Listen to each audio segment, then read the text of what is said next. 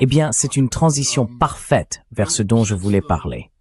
Vous savez, depuis le début de l'opération militaire spéciale, les observateurs extérieurs, des analystes comme moi, sont déconcertés par le fait que la Russie permette à l'OTAN d'envoyer des armes en Ukraine sans être inquiétée. Pourquoi la Russie laisse-t-elle Lviv et d'autres villes de l'ouest de l'Ukraine devenir en quelque sorte une zone de stockage, non seulement pour les armes, mais, dernièrement, pour des capacités de production d'armement? Des usines sont en construction, et pourquoi ne les bombarde-t-il pas? Et puis la question se pose, la Russie a-t-elle vraiment autant de contrôle sur l'espace aérien ukrainien qu'on nous l'a fait croire? Il me semble que l'Ukraine s'est dotée d'un parapluie protecteur de défense aérienne intégré. Pourquoi les F-16 peuvent-ils opérer depuis l'ouest de l'Ukraine? Ces appareils n'étaient-ils pas censés être détruits dès le premier jour par la fameuse armée russe?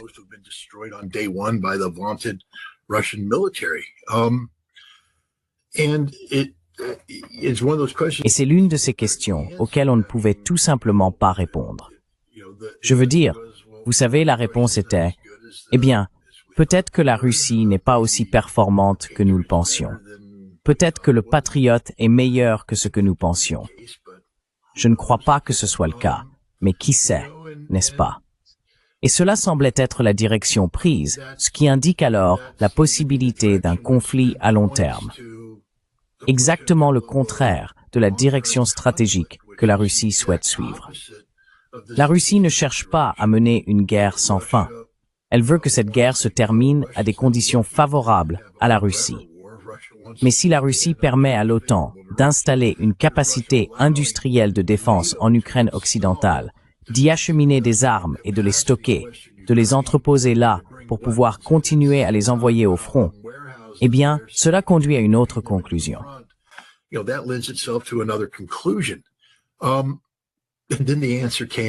Et puis la réponse est arrivée cette semaine. Et c'était tout simplement un éclair de l'évidence.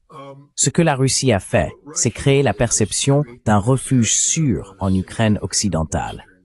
Voyez-vous, si la Russie avait agi de manière décisive dès le début, ses entrepôts, ses installations de l'industrie de défense auraient été construits dans des pays de l'OTAN, n'est-ce pas?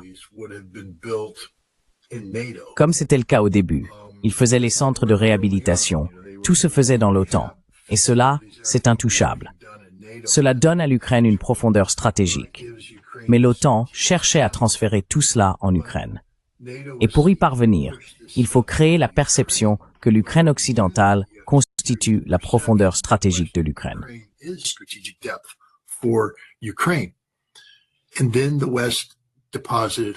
Et puis l'Occident a déposé des centaines de milliards de dollars de ressources. Armes, entrepôts, installations, sites industriels de défense. Tout cela entassé à l'Ouest.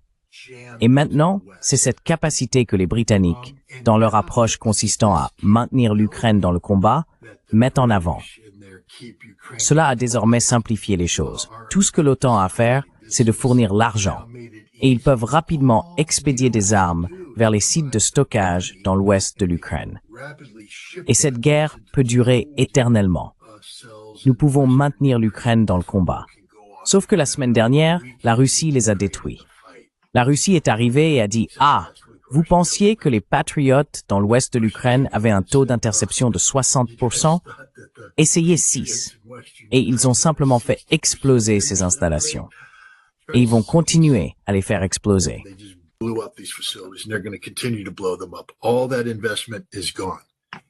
Tous ces investissements sont perdus. Et maintenant, tu vois le désert. Le jour où c'est arrivé, as-tu vu ce que Zelensky a fait? Après avoir dit « Nous allons frapper la Russie en profondeur, c'est ce que nous faisons », il a déclaré « J'ai besoin d'un cessez-le-feu aérien immédiatement », parce qu'il vient de se réveiller en se disant « J'ai tout perdu ». Et l'OTAN ne peut pas reproduire cela. Il n'y a pas de plan B. Il n'existe aucune installation de l'OTAN capable de remplacer cela. Elles ont disparu. Et c'est la réalité à laquelle l'Europe se réveille en ce moment, qu'il n'y a rien qu'elle puisse faire à ce sujet. La Russie vient de changer radicalement le calcul de ce jeu. C'est pourquoi, tout à coup, je me suis dit, oui, nous discutons. Je pense qu'il va y avoir un accord de paix. We're talking. I think there's going to be a peace deal. Well, why? Because Europe doesn't have any cards left. Eh bien, pourquoi? Parce que l'Europe n'a plus aucune carte en main.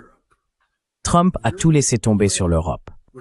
Le plan de l'Europe reposait sur la possibilité de transférer des armes vers un refuge sûr en Ukraine occidentale et d'y faire travailler l'industrie de la défense. C'est fini. L'Europe n'a pas de plan B. Ils sont tous là, à attendre, livrés au vent pour l'instant. Et la Russie dit oui, cette offensive du nord de Prokhorovsk que vous avez menée, c'est terminé. Nous avons gagné. Vous êtes tous morts. Et nous avons repris l'offensive là-bas. Le mur de drones que vous avez construit, tous les opérateurs de drones qui le faisaient fonctionner, ils sont morts. Nous les avons tous tués. Et nous avons réaffirmé notre domination dans le domaine des drones.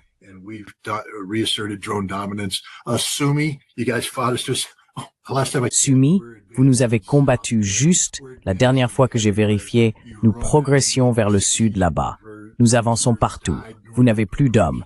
Votre réserve stratégique est morte au nord de Pokrovsk.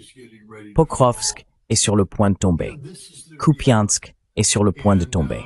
Vous savez, c'est la réalité.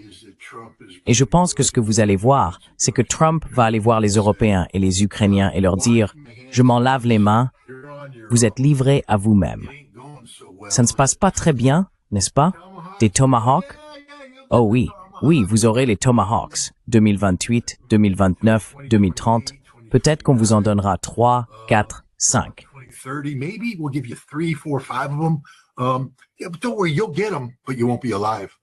Ne t'inquiète pas, tu les auras, mais tu ne seras plus en vie parce que tu es en train de mourir en ce moment. C'est fini. L'énergie est partie. L'hiver va être terrible. Et je pense que ce que nous voyons en ce moment, c'est que Trump a joué un jeu et Kaja Kallas l'a compris. Je veux dire, tu aurais dû voir ça. As-tu regardé cette interview quand elle est venue au micro? Tu sais cette femme qui dit « Mon travail, c'est de démanteler la Russie, de faire lécher mes bottes à Poutine et au monde entier. » Elle est sortie, et tu sais, Zelensky est là-bas, en train de faire une sorte de danse en disant « Trump m'aime, il m'aime. » Non, il ne t'aime pas. Elle a dit « Trump vient de se laver les mains de toi, et il a mis tout le fardeau sur nous. »